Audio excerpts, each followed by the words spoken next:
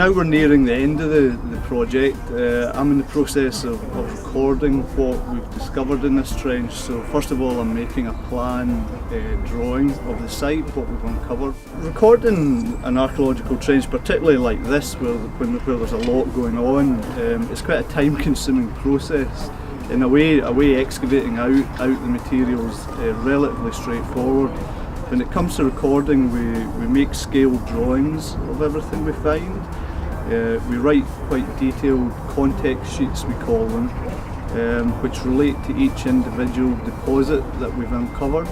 So that will include descriptions of its colour, what we found in it, where it was in the trench, a whole host of things. We'll also take photographs. So hopefully the idea behind that is, in 200 years' time, say somebody wants to come back and find out what we did here, they have really accurate drawings showing what we found, the written descriptions to go with the drawings, and then also the photographs. So hopefully that kind of covers all the bases in terms of giving people an idea in the future of what we found here. I went to the job centre and I found a job. It was a trainee position, and I applied, and it started. I was working out of the premises in Glasgow in the city centre. We worked on various digs across the city, and then we were asked if we could come out to Provan Hall and do a short dig. And because I lived in the area, I was involved in that dig. There was only a handful of us who came out, but I came out because of my local knowledge. I'm just a local person who happened to get involved in a dig in this lovely building. I was an archaeologist for a year. Okay, well, after a hopeful day yesterday when we thought we might actually be able to use this for doing some cooking today, we had a bit of a disaster, and the top of the oven has unfortunately collapsed in. I think it's because as we were firing the inside of the oven, some of the woven wattle structure inside has burnt through and collapsed, and because the clay's still very wet, it's not had enough time to dry and set. So unfortunately, we're not going to be able to use the oven. But what it does give me a chance to do is just show you a little bit about how it's constructed.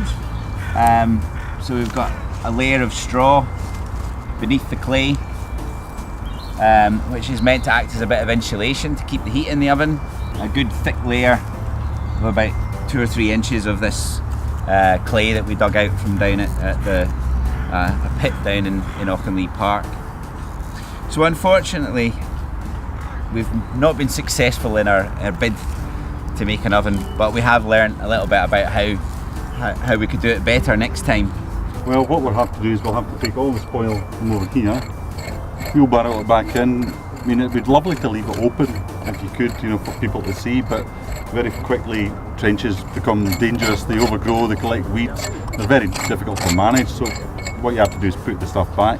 Now what we can do is we could put polythene or something down to mark where we'd excavated to. That would be quite good if we were coming back. So we'll get everybody together as a big group, get the wheelbarrows, shovel it all in, and then just backfill it that way and then put the turf back. So hopefully we wouldn't know that we'd been here, but it's never quite the same. Getting all the spoil out, which has all been compressed down quite far, is difficult to get it all back into the same spot. So sometimes we're left with a wee bit left over, so we have to spread it around a bit. So we'll see how that goes this afternoon, but it shouldn't take too long if we've got enough people like yourselves to come and help us. What we've done here is we've just put in a time capsule for the Friends of Provan Hall. We've got quite far down, we've reached the bedrock, so that'll probably be the last time we do an excavation here. So we've put inside it a 20p piece, some stuff for the Friends of Provan Hall, some photographs for the guys of Friends of Provan Hall, a wee leaflet all about the wee dig and what we've been doing here, and a Yes Scotland badge, so just to keep it contemporary, so when people dig it up they kind of know what year it is what we're talking about when they find it. So we're all really excited to see how long it takes before it gets dug up again, I've been here for 27 years, and what I like most is meeting new people. Like Doors Open weekend here. Last year we had 700 people in 2 days, and you get people from all over the world. It's fascinating when you meet these people, and when you see the look in their faces when you detail the history of Provan Hall, how important it is, which is didn't expect. And you see the look in their faces, it's just it's enthralling.